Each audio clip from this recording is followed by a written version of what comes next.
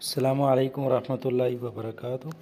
شیخ صاحب، ایک بھائی کافی پریشان ہے، وہ کہہ رہا ہے کہ فیملی نمازی بھی ہے اور قرآن پڑھنے والی بھی ہے، لیکن پریشانیاں بہت زیادہ ہیں، کاروبار بھی نہیں چل رہا، اس کا کوئی حل بتلائیے گا۔ السلام علیکم ورحمۃ اللہ۔ السلام علیکم۔ پہلی بات میرے بھائی، جو نیکیاں آپ کرتے ہیں اس کے ساتھ لفظ لیکن نہیں لگانا۔ اگر آپ پورا 24 گھنٹے سجدوں میں پڑے رہے نا، پوری زندگی گزر جائے، تو آپ کہیں گے میں نے اتنا لمبا سجدہ کیا، 2 سال ہو گئے لیکن پھر بھی تکلیف ہے، یہ لیکن نہیں لگانا۔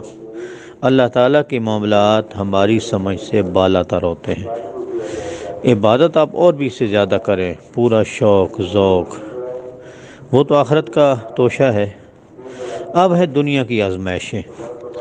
دنیا کی آزمائشوں سے پہلے تو بن اللہ کی پناہ مانگے، آزمائش آ جائے صبر کرے۔ اب جو بتا رہے ہیں بہتر تو یہی ہے کہ آپ بھائی کوئی سلفی عامل کو دکھائیں جو 24 گھنٹے نہ کرتا ہو، یہ پہلی بات ہے۔ باقی بھی سب سے پہلے دعا ہے، یا اللہ ہمیں نجات دے، دعا کریں بار بار، اور تکلیف زیادہ محسوس کریں انا للہ و انا الیہ راجعون پڑھیں۔ باقی سب سے بڑا غم تو قرآن مجید کی تلاوت ہے۔ کرب کے لمحات میں قرآن پڑھا کر، سرور کونین کے فرمان پڑھا کر، علامہ اقبال نے کہا ہے۔ تو سب سے بڑا ذکر اللہ تعالیٰ قرآن مجید ہے، تلاوت اور زیادہ بڑھا دیں، انا للہ زیادہ پڑھیں بھائی، یا اللہ۔ یہ پریشانی کا ذکر ہے نا، آزمائش زدہ آدمی کا ذکر ہے۔ اور باقی تقوی والی زندگی اختیار کریں بھائی، تقوی والی زندگی، حرام کو نکالیں گھر سے۔